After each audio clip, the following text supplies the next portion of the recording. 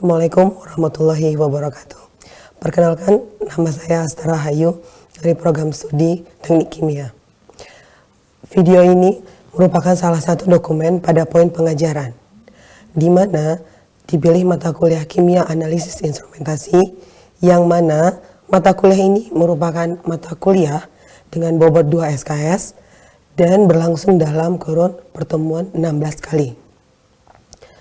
Dasar dari mata kuliah ini adalah mata kuliah Kimia Analisis yang diselenggarakan pada semester 1. Mata kuliah Kimia Analisis Instrumentasi ini merupakan salah satu mata kuliah yang bertujuan untuk mengoptimalkan kemampuan mahasiswa dalam memahami prinsip kerja dan juga kegunaan dari alat-alat instrumentasi, yang mana alat-alat nanti sangat penting digunakan pada kedepannya dalam keperluan penelitian pada jangka pendek ataupun ketika mahasiswa memasuki dunia pekerjaan pada jangka panjang nantinya.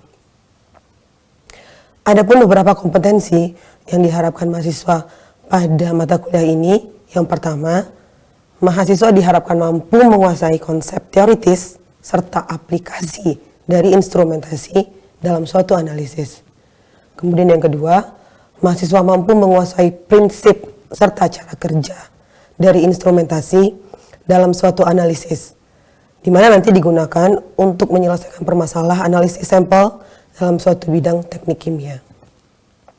Dan yang ketiga, mahasiswa mampu mengidentifikasi serta memecahkan permasalahan terbaru mengenai penggunaan instrumentasi dalam suatu analisis sampel dengan metode long life learning. Yang mana kita ketahui metode long life learning ini nanti kita bisa dapatkan dengan telah-telah jurnal. Pada pelaksanaannya, mata kuliah ini khususnya pada saat pandemik berlangsung, itu dilaksanakan melalui metode sinkron yang mana menggunakan Zoom dan serta menggunakan asinkron yang bisa diakses menggunakan Google Classroom. Di mana gunanya untuk mendelivery materi-materi berupa video dan juga dalam bentuk PowerPoint atau PPT, serta submit tugas dan juga kuis. Sedangkan untuk interaksi ataupun komunikasi, diskusi dan koordinasi itu dilakukan melalui WhatsApp group, sehingga interaksi dapat berlangsung intens antara mahasiswa dan juga dosen pengampu. Pada pelaksanaannya menggunakan skema student center learning dan juga teacher center learning. Pada teacher center learning, mahasiswa tentunya akan menyimak pemaparan serta penjelasan dari dosen terkait materi-materi yang akan dibahas ataupun menjadi konsentrasi pada mata kuliah ini. Sedangkan pada student center learning, nanti mahasiswa akan memaparkan beberapa artikel ilmiah yang terkait dengan aplikasi dari berbagai instrumentasi terkait dan kemudian akan dipaparkan kembali oleh mahasiswa di kelas dan berdiskusi bersama. Dalam pelaksanaannya juga para mahasiswa akan belajar mengenai beberapa jenis instrumentasi seperti spektrofotometri UV vis, spektrofotometri infrared, atomic absorption spektroskopi atau AHS, kemudian inductively coupled plasma atau ICP. Kemudian ada lagi analisis surface area, SEM atau juga TEM, dan yang terakhir akan membahas mengenai teknik kromatografi. Untuk evaluasi atau asesmen nantinya akan dilakukan melalui beberapa poin. Yang pertama itu adalah UTS, kita porsikan yaitu ada 25%, kemudian UAS 25%. Dan tugas di sini bobotnya adalah 40%, yang mana akan didistribusikan dalam beberapa tugas, baik tugas individu ataupun tugas kelompok. Dan tidak lupa adalah keaktifan 10%. Pada tugas individu ataupun tugas kelompok, nantinya mahasiswa dapat mensubmit ke dalam Google Classroom tadi. Untuk tugas kelompok berupa telaah berbagai artikel yang relate dengan materi-materi yang telah disampaikan. Untuk evaluasi UTS dan UAS akan diberikan berdasarkan bobot materi yang telah disampaikan dan diajarkan pada pertemuan-pertemuan sebelum UTS, dan begitu juga sebaliknya pada UAS beberapa materi-materi yang disampaikan pada pertemuan sebelum UAS. Demikian yang dapat kami sampaikan terkait deskripsi mata kuliah analisis instrumentasi ini. Kurang lebih kami mohon maaf. Terima kasih. Wassalamualaikum warahmatullahi wabarakatuh. Assalamualaikum warahmatullahi wabarakatuh. Waalaikumsalam warahmatullahi wabarakatuh. Baik, rekan-rekan mahasiswa sekalian, pada pertemuan kali ini kita akan melanjutkan pembahasan kita ya pada mata kuliah kimia analisis, yang mana pada pertemuan kita sebelumnya kita juga sudah membahas beberapa instrumen-instrumen gitu ya, mungkin juga sudah mulai browsing-browsing di internet gitu ya, terkait dari tugas yang pernah saya berikan mengenai telaah kira-kira contoh-contoh kasus penggunaan dari instrumen-instrumen yang telah kita bahas gitu. Nah, pada kesempatan kali ini, pada pertemuan kali ini kita akan melanjutkan membahas mengenai satu instrumen yang mungkin juga sudah pernah tahu, familiar namanya gitu kan. Nah, nanti kita akan bahas bersama. Silahkan kalau misalkan rekan-rekan sudah ada prolog dan ingin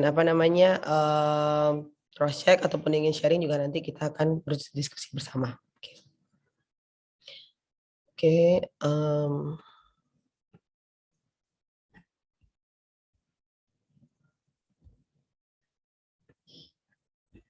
Apakah saya terlihat jelas? Sudah, Bu. Oke. Jelas, Bu. Sudah, Bu. Oke. Baik. Oke, mungkin sedikit overview ya mengenai materi kromatografi. Nah, mungkin masih pada ingat sedikit-sedikit gitu. Kira-kira kromatografi. Nah, ada keywordnya di situ kan, seperti yang saya kasih warna. Ada kroma dan grafi. Kira-kira tahu nggak artinya apa? Ada yang masih ingat nggak? Kroma itu kira-kira apa? Artinya? Kroma itu kalau nggak salah ya, Bu. Ya, silakan Farid. Dia pemisahan nggak sih, Bu? Pemisahan. Dia pemisahan bukan, Bu? Kalau kroma. Oke, tampung dulu ya, kroma pemisahan. Kalau grafinnya? Grafi.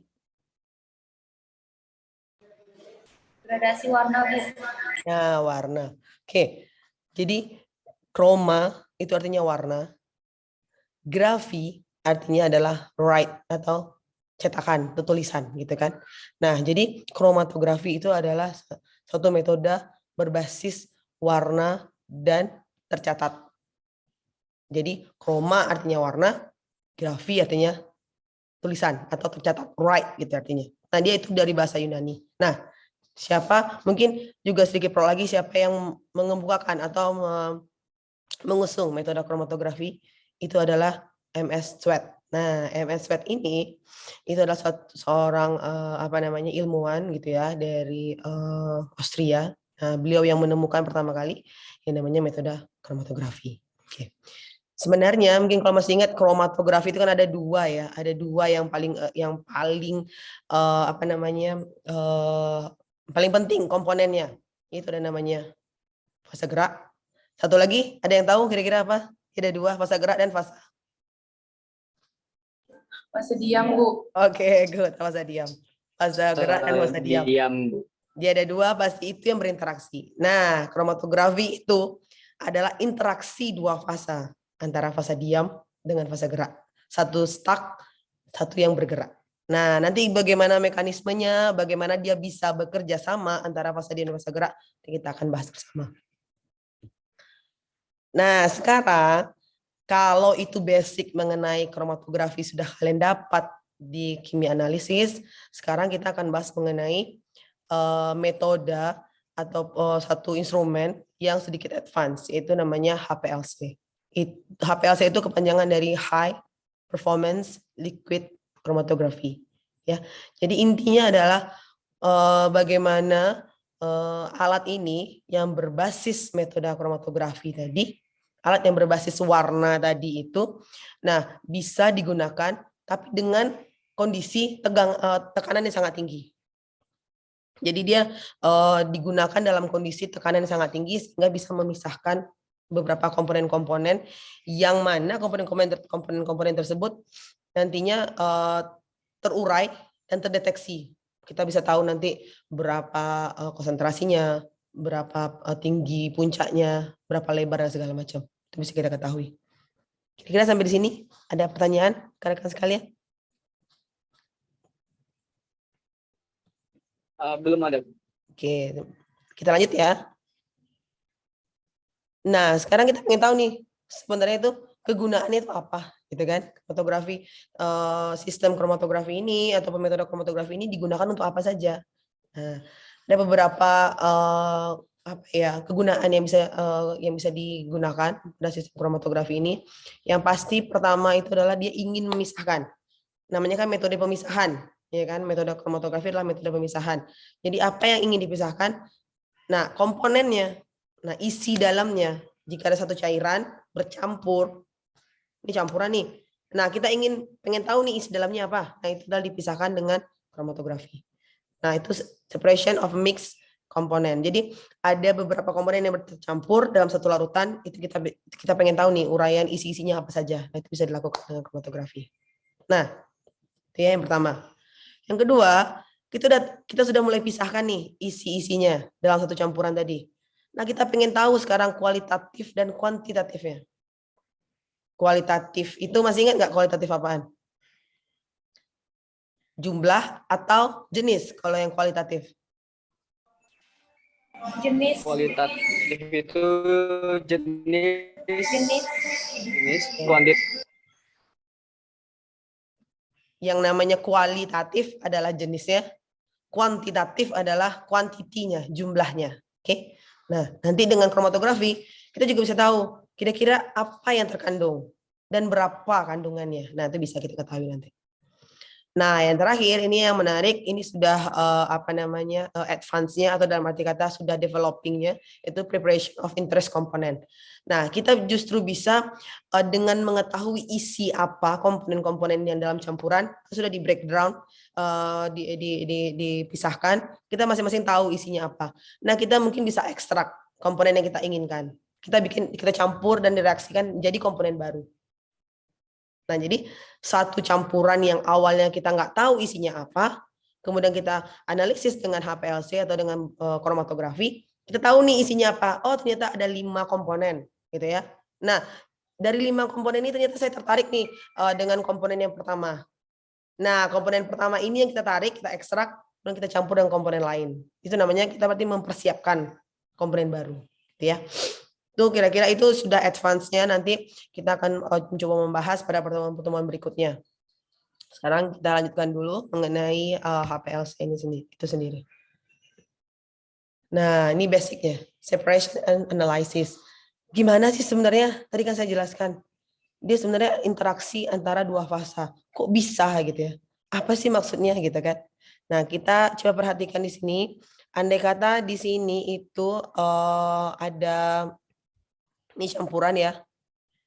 Ini campuran, ya kan? Campurannya kita pasti ada komponen A, B, C, dan D. Kita nggak tahu berapa persentasenya.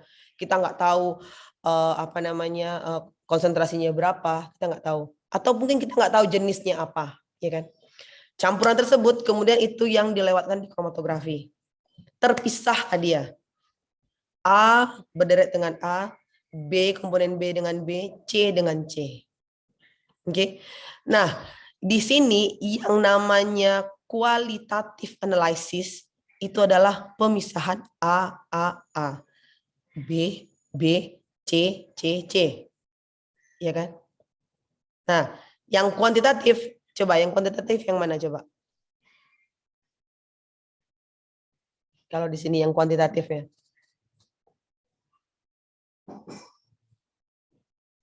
Jika kualitatif di sini adalah kita tahu A, B, dan C, yang kuantitatifnya yang mana?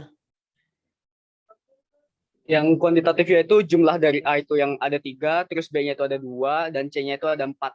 Oke, good. Jadi A itu ada 3, B ada 2, dan C itu ada 4. Itu kuantitatifnya.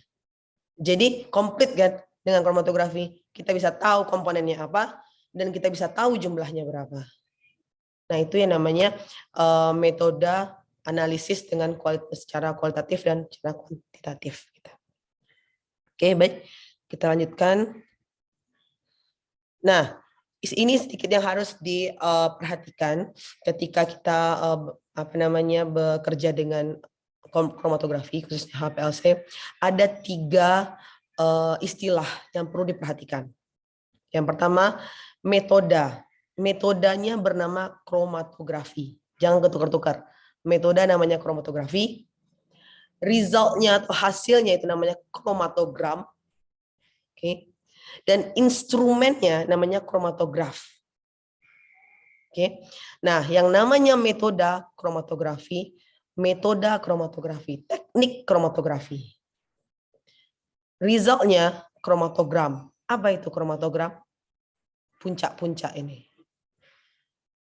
Jadi hasil yang tertulis. Tadi kan kroma warna, grafin, write, ya, tulisan. Nah, tulisannya itu dalam bentuk puncak-puncak spektrum, seperti spektrum. Nah, itu dia namanya kromatogram. Oke, hasilnya bukan hanya sekedar angka-angka, tapi basicnya hasilnya adalah berupa puncak-puncak. Oke. Nah, seperangkat alat tersebut mulai dari A sampai Z itu namanya instrumennya yang namanya kromatograf. Nah, oke. Itu ya, ada 3 komponen istilah yang sangat penting pada kromatografi, metode kromatografi. Oke. Nah, ini sedikit ini. Nah, kalau kira-kira kalau lihat gambar ini ada perbedaan nggak? Ada yang bisa melihat nggak kira-kira ada perbedaan nggak antara gambar atas dengan gambar bawah?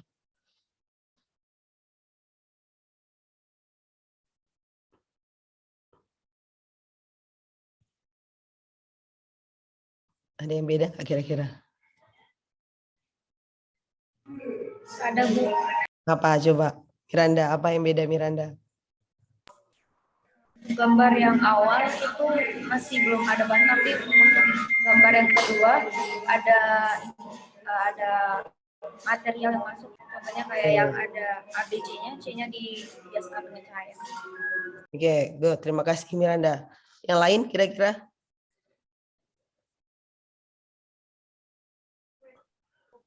Di gambar pertama. Ya, oke, silakan.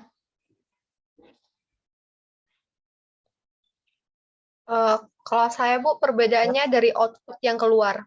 Oke, gimana output yang keluarnya? Rul? Kalau untuk yang gambar pertama itu, output yang keluar berupa hanya baseline-nya saja, sedangkan gambar yang kedua itu ada kromatogram sama A sama B, ada outputnya. Oke. Berarti ada puncak-puncaknya ya? Iya. Oke, terima kasih Nurul. Yang lain ada lagi? Yang jeli matanya bisa melihat perbedaannya? Saya, Bu. Iya, Di silakan. gambar yang pertama itu dia belum ada yang terpisahkan atau tidak ada yang terpisahkan sama sekali. Nah, di gambar kedua itu sudah ada yang terpisahkan, mulai dari yang udah masuk itu yang A, B, dan C. Makanya yang A, B, dan C itu sudah terbaca, sedangkan D dan E dan juga F-nya itu belum terbaca. Oke, Sudah baik. terpisahkan. Oke, baik. Oke, baik. Ini ya, apa namanya, perfect sekali jawabannya. Rekan-rekan sekalian, betul sekali. Untuk jawaban yang pertama, itu belum ada interaksi apa-apa. Dalam arti kata, itu benar-benar pure hanya mobile face saja. Jadi apa yang masuk itu dari mobile face itu pure mobile face saja. Jadi sehingga terbentuk baseline. Nah, untuk interaksi yang kedua itu sudah ada komponen yang masuk dan berinteraksi dengan fasa diam sehingga terjadi pemisahan dan muncul puncak-puncak, gitu ya. Nah, sedangkan betul sekali yang lebih detail lagi, ternyata pada gambar tersebut itu sudah muncul puncak A, B, dan C. Dalam arti kata berarti dia itu sudah terjadi pemisahan sehingga muncul puncak-puncak. Sedangkan untuk D, E, F itu masih dalam sistem, belum terbaca oleh detektor sehingga belum muncul puncak D, E, dan F. Itu perbedaannya. Nah, jadi kira-kira di sini kalau berdasarkan komponen ini kan ada mobile face in, berarti di tempat masuknya mobile face, sample in, tempat masuknya sampel. Dan ada satu part penting. Satu part yang penting di mana terjadinya pemisahan, itu namanya kolom. Jadi nih, ini kan tempatnya yang justru membuat si komponen-komponen tadi itu terpisah-pisah. Kan terpisahnya di sini. awalnya masuk satu, dalamnya mulai terurai. Nah, inilah jantungnya kromatografi. Sama kalau jantung kita kan, kalau nggak ada itu kan nggak bisa ngapa-ngapain. Sama kromatografi juga. Kalau nggak ada kolom dalam kromatografi, namanya metode ataupun sistem kromatografi tidak akan bisa berjalan, gitu, atau tidak bisa digunakan. Nah, itu kira-kira ya untuk deskripsi sedikit mengenai instrumentasinya. Nah, gimana sih separation mechanism-nya? Nah, kita pengen tahu kan kira-kira gimana sih dia bisa memisahkan gitu kan. Tadi kan komponen yang paling penting itu kan tadi kolom kan. Rekan bisa lihat kan tadi ada kolom, heart-nya, kromatografi tadi itu adalah kolom. Nah, gimana sih sebenarnya cara memisahkan itu gimana gitu kan. Nah, kita perhatikan ya. Anggaplah ini adalah bagian dari kolom itu sendiri gitu ya. Ada komponen-komponen di dalamnya. Ada ingat nggak di dalam kolom tuh isinya apa? Fase gerak atau fase diam? Yang berada di dalam kolom ada yang ingat fase gerak atau fase diam? Fase diam. Fase? Fase diam. Fase diam itu berarti dia yang diam kan? Dia tidak bergerak. Dalam arti kata dia tetap di sana. Nah, jadi yang ada di dalam kolom atau dalam jantungnya kromatografi tersebut itu adalah fase diam. Nah, kita perhatikan interaksinya. Mobile phase masuk, dilewatkan ke dalam kolom, kemudian dia akan membasahi seluruh material yang ada di dalam kolom. Kemudian komponen campuran terkandung A, B, C. Nah, itu yang C karena tidak ada interaksi sama sekali, dia akan lewat saja. Langsung pass through, keluarlah dia di kromatogram, muncul dia. Dalam arti kata berarti dia tidak ada interaksi apa-apa. Dia tidak lengket sama sekali di dalam fase diam. Atau tidak ada interaksi. Dikatakan tidak ada interaksi. Sehingga dia muncul, bypass gitu ya, lewat. Dan yang kedua, OB ternyata terjadi interaksi. Dia ada interaksi, walaupun cuma sebentar. Karena adanya interaksi, sehingga dia keluar dari kolom itu lebih lambat daripada si C. Tertahan dia sedikit. Ya kan? Tertahan sedikit-sedikit. Sehingga setelah C keluar, baru muncul puncak dari si B. Oke, kita udah punya dua nih. Nah, bagaimana dengan A? Kenapa si A bisa terlambat keluar? Atau kenapa si A bisa terakhir puncaknya? Karena dia terus berinteraksi di setiap packing material atau di setiap fase diam dari dalam kolom. Dalam arti kata, kalau rekan-rekan mahasiswa sekalian melihat kromatogram, ada beberapa puncak, kita bisa tahu mana yang berinteraksi lebih dalam dan arti kata berinteraksi lama dengan mana yang tidak berinteraksi, itu kita bisa tahu. Atau mungkin dia berinteraksi tapi dia tidak terlalu kuat bondingnya dan interaksinya tidak terlalu kuat, itu juga kita bisa asumsikan untuk peak yang pertama ini, untuk si C. Itu kira-kira. Nah, sehingga kita bisa katakan kalau C di sini itu terelusi lebih besar daripada B, daripada A. Ikut dia dengan si fase geraknya. Karena fase gerak kan selalu ini ya, selalu keluar gitu kan. Oke. Sepertinya. Kita lanjutkan sedikit lagi ya.